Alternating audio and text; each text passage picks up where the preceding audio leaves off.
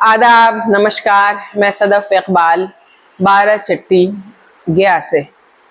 बिहार में 1990 का दशक एक ऐसा टर्निंग पॉइंट था जहां बरसों की कांग्रेस सरकार के बाद लालू जी की अध्यक्षता में गैर कांग्रेस सरकार सत्ता में आई थी। उसकी बुनियादी वजह यह थी कि भागलपुर दंगे के बाद बिहार का अल्पसंख्यक वर्ग और दूसरे सेकुलर तबके के लोग कांग्रेस के खिलाफ हो गए थे और कांग्रेस से नाराज हो गए थे। और भागलपुर दंगे को रोकने में नाकाम रहने की वजह से 90 के विधानसभा चुनाव में कांग्रेस के खिलाफ जमकर वोट दिया गया, जिसके नतीजे में जनता दल को लोगों ने चुनकर सत्ता में बैठा दिया। उस वक्त बिहार में नक्सलवाद तो था, लेकिन उसमें इतनी ताकत नहीं थी। नक्सलवाद कमजोर था, छिटपुट झड़पें होती रहती थीं और पश्चिम बंगाल की एक छोटी सी जगह नक्सलबाड़ी से चारू मजूमदार और कानू सान्याल ने नक्सल मूवमेंट शुरू किया था, जो बुनियादी तौर पर जमीन सुधार के हक में था।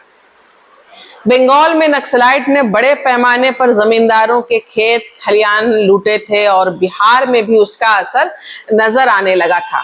और यहाँ सरकारों ने जमीन सुधार के कानून को लागू नहीं किया, जिसके कारण बेजमीन और मजदूरों के बीच जन आक्रोश बढ़ता गया। 90 के दशक में जब बिहार में लालू राज था और नक्सलवाद ने विकराल और हिंसक रूप ले लिया और ये लड़ाई गरीबों और अमीरों के बीच में शुरू हो गई। मध्य बिहार में बड़े पैमाने पर मारकाट शुरू हो गई और एक तरह से नक्सलियों की पैरेलल सरकार चलने लगी। और मैं गया जिला बाराचट्टी प्रखंड से ताल्लुक रखती हूँ, तो हमारे तरफ का पूरा इलाका नक्सलवाद के शिकंजे में बुरी तरह कसा हुआ था। इमामगंज, डुमरिया, कोठी में शाम 6 बजे के बाद घर से बाहर निकलने का मतलब था मौत को दावत देना। सैकड़ों ऐसे खानदान उस इलाके में आपको आज भी मिल जाएंगे जिनके घर की महिलाओं के सामने खड़ा करके घर के तमाम मर्दों को, घर के मुखिया को, भाई को, बाप को गोली से भून दिया गया। औरतें अपनी आंखों के सामने बेबसी से बाप, भाई, बेटे को दम तोड़ते हुए देखती रहती। हजारों परिवार वहां से पलायन करके शहरों में बस गए। और आपको मैं अपनी फैमिली का एक वाकया सुनाती हूँ, जिससे आपको समझ में आएगा कि क्या हाल था उस वक्त। मेरे फूफा की जमींदारी कोठी के पास बरवा कोचवा गांव में थी और ये वाकया 1992 का है।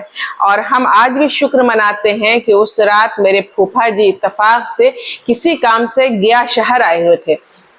आधी रात के वक्त उनकी हवेली को नक्सलाइट ने घेर लिया चारों तरफ से। और घर में जब वो घुसे, नक्सलाइट घुसे, तो देखा कि घर के लोग तो कोई है नहीं, सिर्फ नौकर चाकर हैं।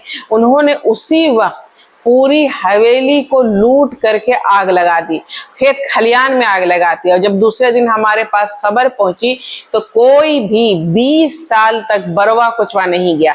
तमाम जमीनें नक्सलाइट के कब्जे में चली गईं। वही खेती बाड़ी करते, वही पैदा करते और हम कुछ नहीं कर सकते थे सिवाय बेबसी से हाथ मलने के।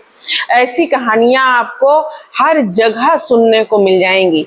और सिर्फ ये अपर क्लास ही पीड़ित नहीं था, निचला तबका भी पूरी तरह परेशान था।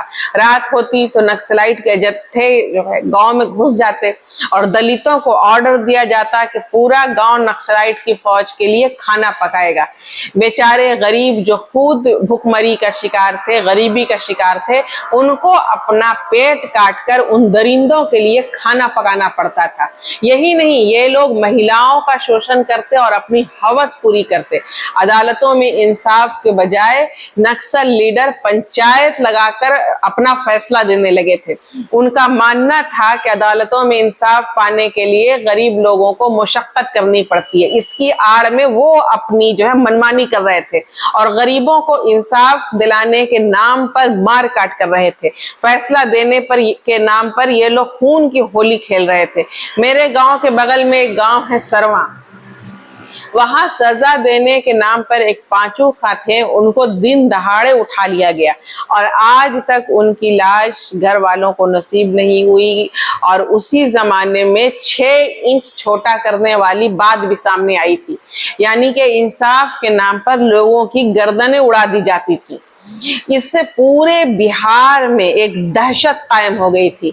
लालू यादव की पुलिस हाथ पर हाथ धरे बैठी थी और नक्सलवाद को कंट्रोल करने में बुरी तरह नाकाम साबित हो रही थी। और ये याद रहे, ये 90 से 95 के बीच में ज्यादा जोर रहा था और एक तरह से नक्सलवाद जो जमीन से आधार कानून नाफिज करने के लिए शुरू हुआ था, उन पर गुंडों और समाज दुश्मन लोगों का कब्जा हो गया था और हालत ये बनी थी कि जमींदारों को नक्सलियों द्वारा गोलियों से भुना जाने लगा था और उनकी जमीनों पर कब्जा भी किया गया, उनको गांव से निकाल दिया गया। और उसी समय में जमींदारों ने नक्सलियों से मुकाबला करने के लिए भूमिहार लीडर ब्रह्मेश्वर मुखिया की अगुवाई में रणवीर सेना बनाई थी, आप लोगों को याद होगा, और जिसने नक्सलियों से बदला लेना शुरू किया था। 90 के दशक में बिहार एक रक्त रंजित राज की शक्ल में देखा जाने लगा और सरकार लॉ एंड ऑर्डर को बरकरार रखने में बुरी तरह नाकाम साबित हो रही थी। और ये कहा जाए तो गलत नहीं होगा कि कहीं ना कहीं नक्सलवाद को रोकने के लिए कोई मजबूत और ठोस कार्रवाई जानबूझकर नहीं करने के पीछे कथित तौर पर सरकार का हाथ शामिल था। उस समय में पंजाब कैडर के एक आईपीएस मनमोहन सिंह जहानाबाद में एसपी के तौर पर काम कर रहे थे और उन्होंने एक इंटरव्यू में कहा कि सरकार ने हमें नक्सलवाद को कुचलने के लिए खुली छूट नहीं दे रखी है, हमारे हाथ बंधे हुए हैं।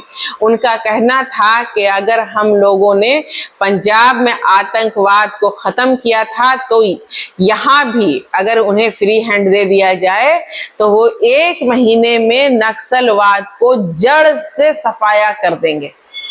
दूसरी तरफ सरकार में शामिल कुछ लोगों का ये मानना था कि नक्सली अपने हुकूक की लड़ाई लड़ रहे हैं और उनके साथ इंसाफ किया जाना चाहिए, सरकार में शामिल लोगों का कहना था।